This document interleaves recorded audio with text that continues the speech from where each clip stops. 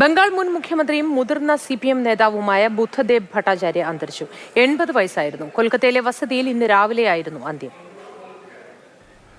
വാർദ്ധക്യ സഹജമായ അസുഖങ്ങളെ തുടർന്ന് കുറച്ചുകാലമായി ബുദ്ധദേബ് ഭട്ടാചാര്യ ചികിത്സയിലായിരുന്നു. ഈ വർഷം ആദ്യം ന്യൂമോണിയ ബാധിതനായതിനെ തുടർന്ന് കൊൽക്കത്തയിലെ സ്വകാര്യ ആശുപത്രിയിൽ പ്രവേശിപ്പിച്ചിരുന്നു.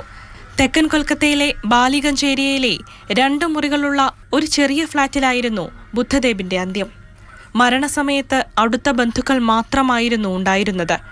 ആരോഗ്യസ്ഥിതി മോശമായതിനെ തുടർന്ന് 2019 ഫെബ്രുവരിക്ക് ശേഷം പൊതുപരിപാടികളിലും പങ്കെടുത്തിരുന്നില്ല. 2000 മുതൽ 2011 വരെ ബംഗാൾ മുഖ്യമന്ത്രിയായിരുന്ന ബുദ്ധദേബ് ഭട്ടാചാര്യ 2018 പാർട്ടി ചുമതലകൾ ഒഴിഞ്ഞിരുന്നു. ഇന്ത്യയിലെ ഇടതുപക്ഷ രാഷ്ട്രീയ പ്രസ്ഥാനത്തിന്റെ അമരക്കാരിൽ ഒരാളായിരുന്ന ബുദ്ധദേബ് സാമൂഹിക സാംസ്കാരിക മേഖലയിൽ തിളങ്ങി നിന്നിരുന്ന ക്രാന്തദർശിയായിരുന്നുവെന്ന് CPM സംസ്ഥാന സെക്രട്ടറി MB ഗോവിന്ദൻ അനുസ്മരിച്ചു. ഏറ്റവും പ്രമുഖനായ സാംസ്കാരിക മേഖല ഉൾപ്പെടെ